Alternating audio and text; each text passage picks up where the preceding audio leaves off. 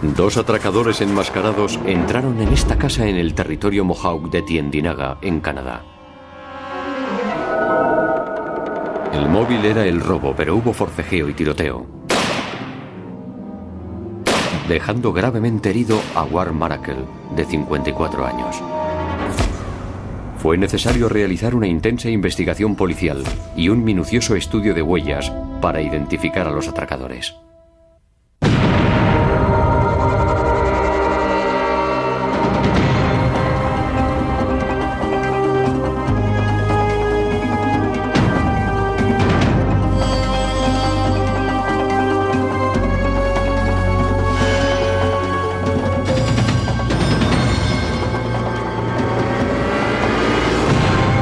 Crímenes imperfectos.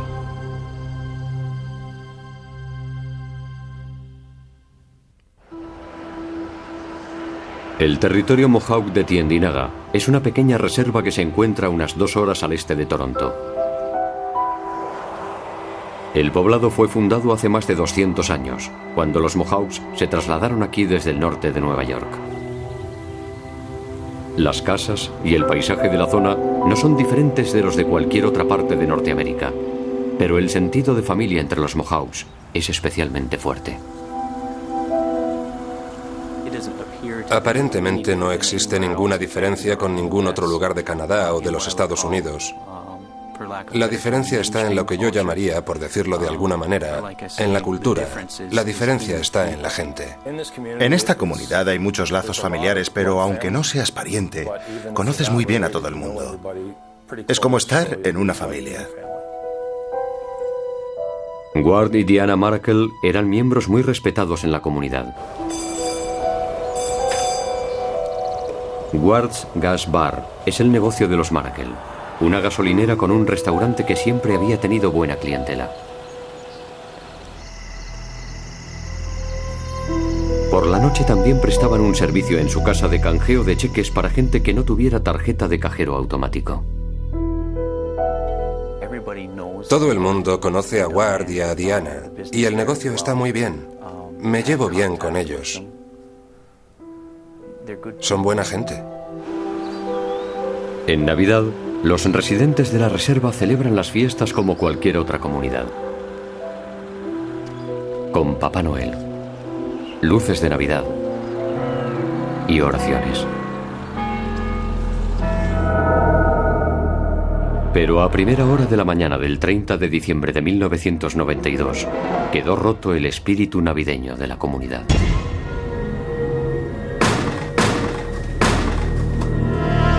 Ward. Ward. Quiero hablar contigo. Justo antes del amanecer, 2 hombres enmascarados irrumpieron en la casa de los Maracle. Ward, hemos venido a verte.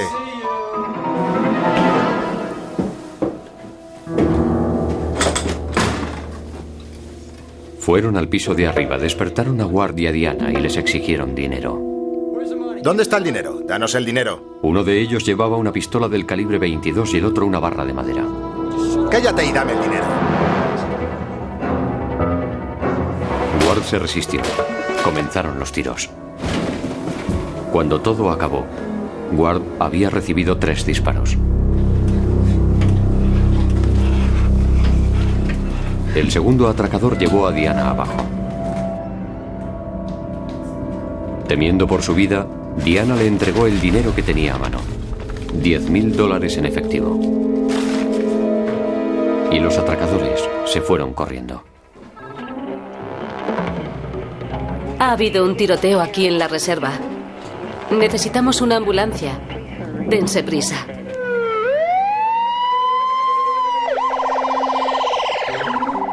Ward Maracle fue trasladado urgentemente al hospital con una herida de bala en la cabeza. Fue intervenido en urgencias. La mayoría de las heridas en la cabeza son mortales. Como los atracadores iban enmascarados, lo único que pudo decir Diana a la policía era que habían huido en un coche rojo.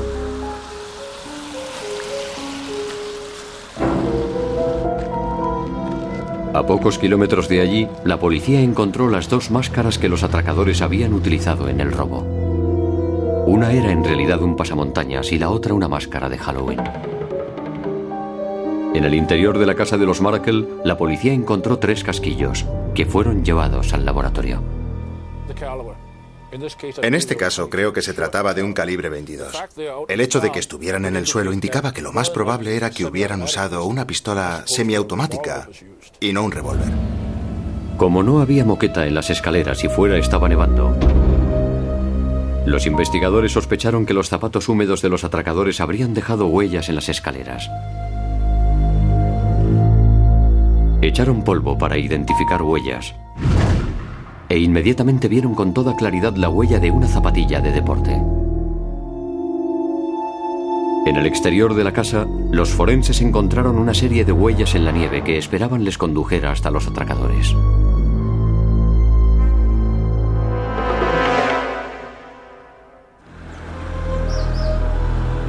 Durante las fiestas navideñas de 1992, los residentes del territorio Mohawk de Tyendinaga conocieron la terrible noticia de que uno de los vecinos más destacados, Ward Maracle, había sido víctima de un brutal ataque. El índice de criminalidad es muy bajo en esta pequeña población de 2.600 habitantes. Fue un shock que algo de tal magnitud pudiera suceder en nuestra comunidad.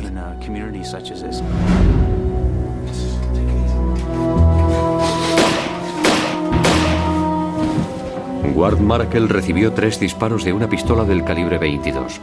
Una de las balas le alcanzó la cabeza. Pero tuvo suerte y sobrevivió. Sin embargo, la lesión le dejaría inválido para siempre. El científico forense Jim Eady inspeccionó el escenario del crimen.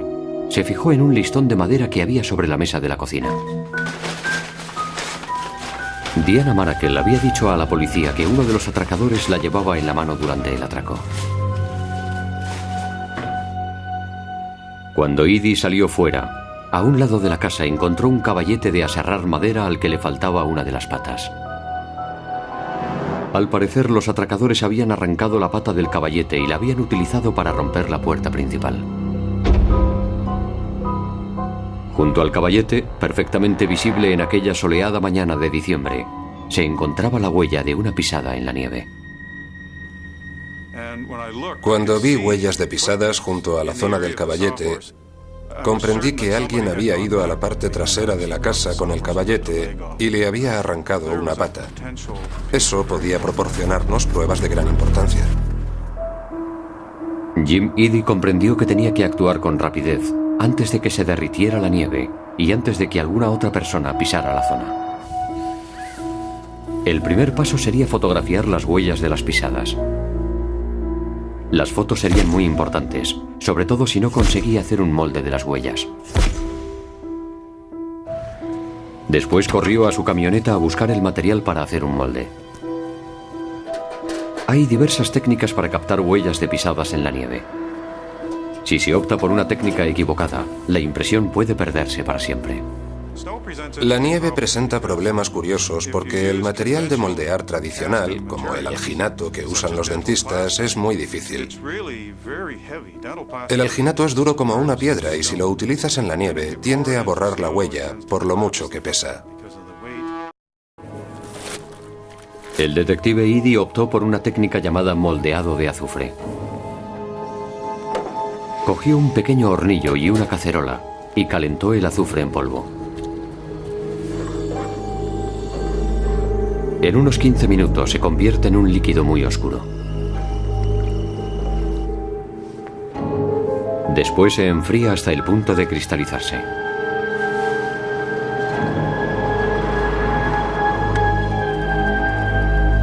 Al verterlo sobre la nieve, el sulfuro se recristaliza inmediatamente y se endurece, reteniendo los detalles importantes para la identificación de la huella.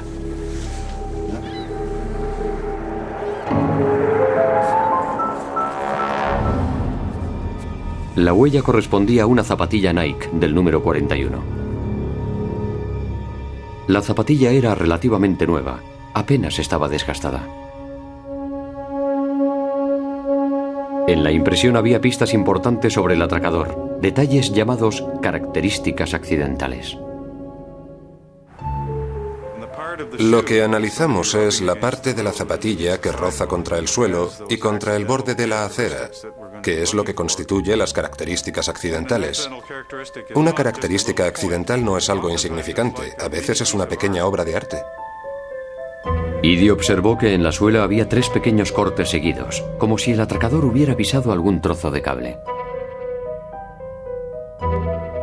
En total, Jim Edie identificó 10 características accidentales en el molde de la huella. Dato que distinguiría a esta zapatilla en particular de las miles de zapatillas marca Nike del número 41 que estaban en circulación. Como era de esperar, el molde de la huella en la nieve coincidía con las huellas encontradas en las escaleras de la casa.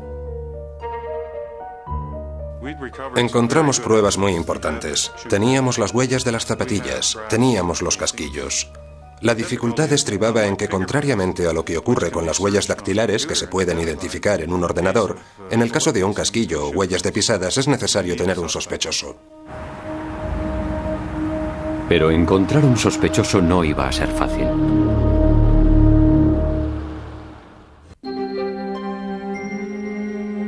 El atraco con robo a mano armada a War Maracle fue extensamente cubierto por los medios de comunicación de los alrededores de la zona.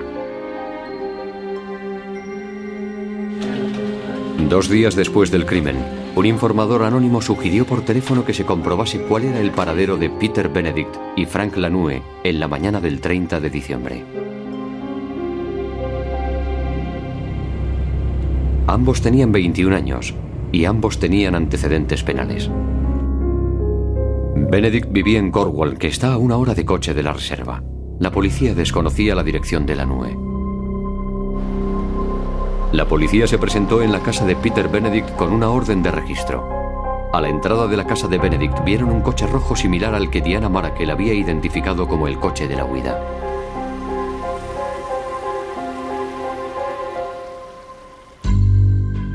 Peter Benedict negó cualquier relación con el crimen y dijo que no sabía dónde estaba Frank Lanue. En el interior de la casa, la policía encontró una pistola del calibre 22, el mismo calibre que había sido utilizado en el tiroteo. También encontraron varios pares de zapatillas de deporte, pero ningunas eran de la marca Nike, ni del número 41, como las de las impresiones obtenidas en el escenario del crimen. La policía encontró también $25.000 en efectivo y Benedict llevaba puesto un anillo que parecía muy caro. En el dormitorio de Benedict, la policía encontró un recibo por el anillo. Había sido adquirido el 31 de diciembre, tan solo unas horas después del robo cometido en casa de los Maracle. El anillo se había abonado con $1.100 en efectivo en una joyería de Ottawa. Después salimos al coche y lo registramos. Y en el maletero encontré una caja de zapatillas Aldo. Y a la vista de las zapatillas Aldo y del anillo, decidí irme a Ottawa, porque estaba seguro de que allí podría averiguar algo. Al llegar al centro comercial, vio que había muchas zapaterías. Pacientemente fue entrando en cada una y preguntando a los empleados si reconocían a Benedict o a Lanue como clientes recientes. ¿Trabajas aquí? Sí. La última zapatería en la que entró era de la cadena Foot Locker y allí sí hubo suerte. ¿Le has visto alguna vez? Estuvo aquí hace un par de días. El empleado de la tienda reconoció a Benedict por el retrato robot.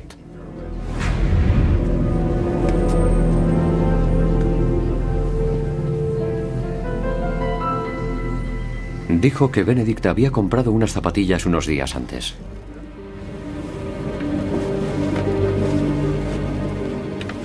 Y recordó que Benedict se las había llevado puestas y había dejado las viejas.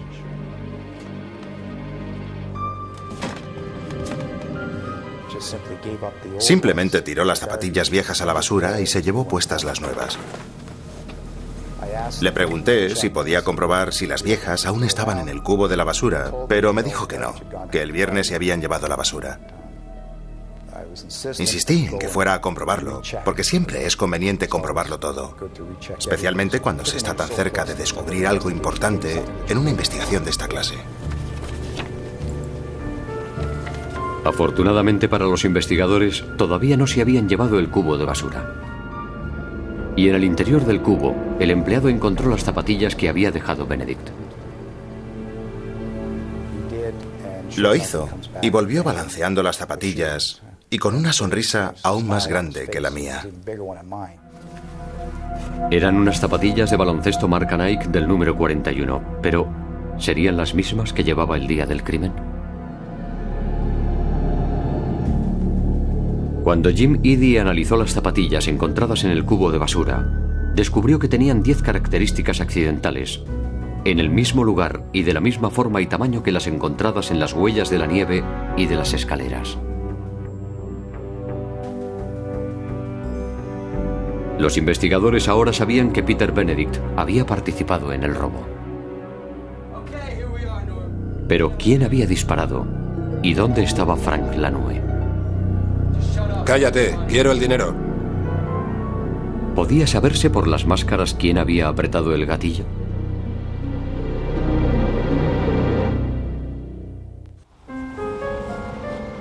Tan solo una semana después del robo y los disparos contra Ward Maracle en una reserva Mohawk de Canadá, la policía ya tenía 2 sospechosos, Peter Benedict y Frank Lanue. Peter Benedict ya estaba en prisión preventiva y Frank Lanue se presentó voluntariamente en la comisaría central para ser interrogado. Ambos negaron cualquier relación con el crimen. Pero la prueba contra Peter Benedict era cada vez más sólida. Las zapatillas que había dejado en la tienda habían sido identificadas como las mismas que habían dejado las huellas en las escaleras y en la nieve de la parte trasera de la casa. Después, la pistola del calibre 22 fue examinada por balística. Esta pistola es una Beretta, modelo 950N. Es una pistola semiautomática del calibre 22, que en realidad es el calibre más bajo que se utiliza en armas de fuego. No parece mucha cosa. Solo es una 22, pero te mata igual que una pistola de mayor calibre. Las balas que Maracle en el quirófano estaban demasiado dañadas para poder analizarlas. Las 22, cuando dan con un hueso de la cabeza, ya no sirven para nada. Prácticamente se desintegran. De modo que los investigadores recurrieron a los casquillos encontrados en la casa de Maracle para cotejarlos. En el laboratorio de balística se hizo una prueba con la pistola de Benedict. El acto de apretar el gatillo hace que el percutor perfore el pistón que enciende la pólvora, y esta hace que la bala salga lanzada por el cañón. Simultáneamente, el casquillo utilizado salta por detrás con la misma fuerza. Del mismo modo que el proyectil queda marcado a su paso por el cañón, el casquillo también queda señalado al entrar en contacto con las superficies metálicas del cañón y el mecanismo de carga. Las marcas de un percutor son también únicas como las de una huella dactilar. Las marcas del percutor en los casquillos de la pistola de Benedict eran idénticas a las de los 3 casquillos encontrados en la casa de Maracle.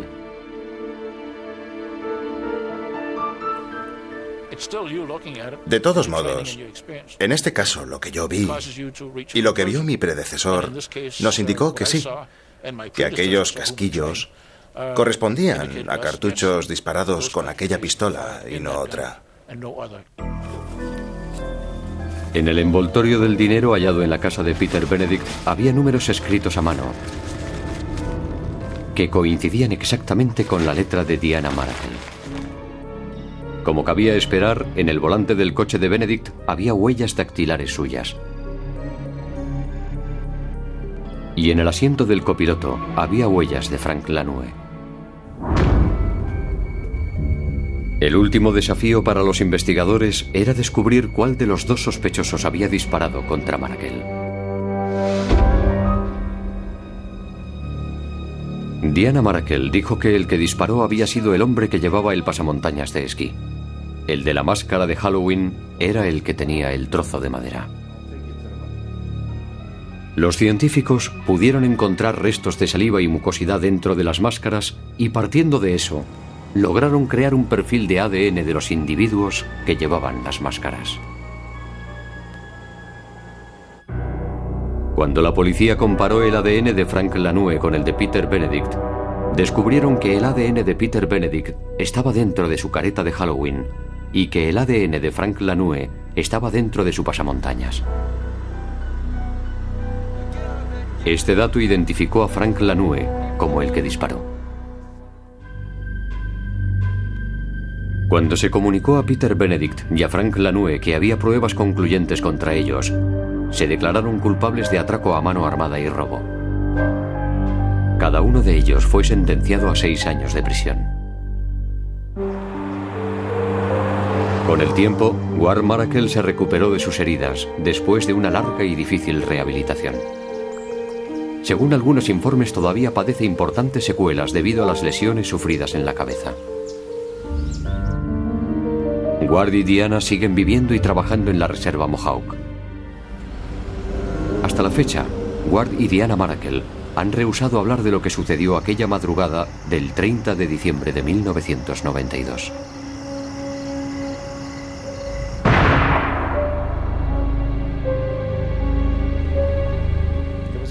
Fue un caso interesante, un clásico. Uno de los grandes puntales de mi carrera. Disfruté con ese caso. Para mí fue un momento maravilloso cuando vi salir de la trastienda a aquel joven dependiente balanceando las zapatillas. Yo creo que la prueba de las huellas de las zapatillas era una prueba muy sólida. Fue una prueba muy sólida en la vista previa y creo que ya basta de presumir.